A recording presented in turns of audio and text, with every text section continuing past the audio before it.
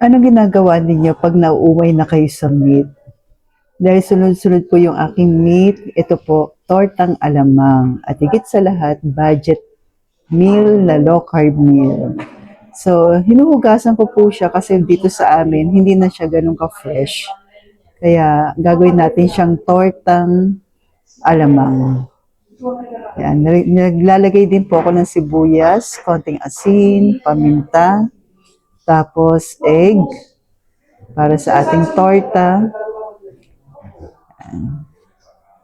Actually, nabili ko lang to ng 50 pesos.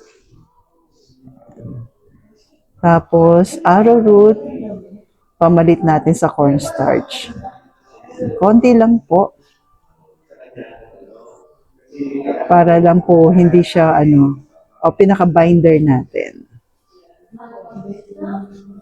Then, pipituhin na po natin sa coconut oil. Pero alam po, pagka mga fresh, alam niyo po ba yun?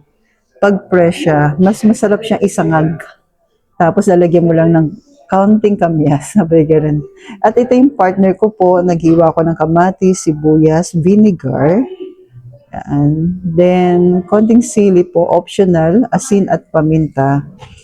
Tapos, maglalagay ako ng konting golden monk fruit, all natural na sweetener, 0 calories po, 0 carbs.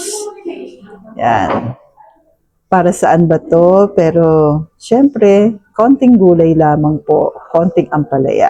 Insaladang ampalaya, di ba the best partner?